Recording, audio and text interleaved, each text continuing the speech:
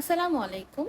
স্ক্রিনে যে ছবিটি দেখতে পাচ্ছেন FWCMS, এই পেজের নামকরণ করে কিছু ছবি পোস্ট করা হয়েছে যেখানে লেখা আছে কিছু এজেন্সির নাম, যারা কিনা মালয়েশিয়াতে বৈধ পথে কর্মী আনতে পারবে।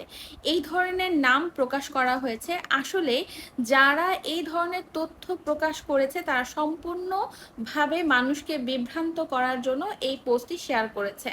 আসলে এখন পর্যন্ত কোনো অফিসিয়ালভাবে এই তথ্য প্রকাশ করা হয়নি। যে কোনো তথ্য প্রকাশ হলে অবশ্যই গণমাধ্যম এবং সরকারি যে অফিসিয়াল ভেরিফাইড পেজগুলো রয়েছে সেখানেই প্রকাশিত হবে। আর FWCMS এর যে পোর্টাল আছে সেখান থেকে যখন আপনি খুঁজবেন দেখবেন যে এই তথ্যের কোথাও এর ছিটে ফোঁটা সঠিক সত্যতা নেই। সুতরাং যারা এই তথ্যটাকে দেখে মনে করছেন যে এটা সত্য, তাদের জন্যই আজকের এই ভিডিওটি।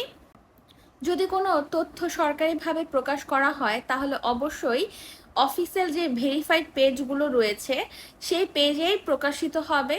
সেই সাথে সংবাদ মাধ্যমকে, গণমাধ্যমকে সরকার থেকে ঘোষিত হবে যে কবে মেডিকেল চালু হবে এবং কোন কোন এজেন্সিগুলো লোক আনতে পারবে মালয়েশিয়াতে বৈধ পথে।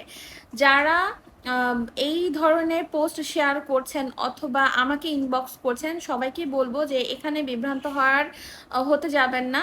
আমরা চেষ্টা করি, আমার পেজে যারা আপনারা আমাকে ফলো করেন, আমি চেষ্টা করি সঠিক তথ্য আপনাদের কাছে প্রকাশ করার। আশা করি সঠিক এরকম কোনো তথ্য যদি প্রকাশিত হয় ইনশাল্লাহ আমার পেজে থেকে আমি আমার জায়গা থেকে আপনাদের কাছে তুলে ধরার চেষ্টা করব।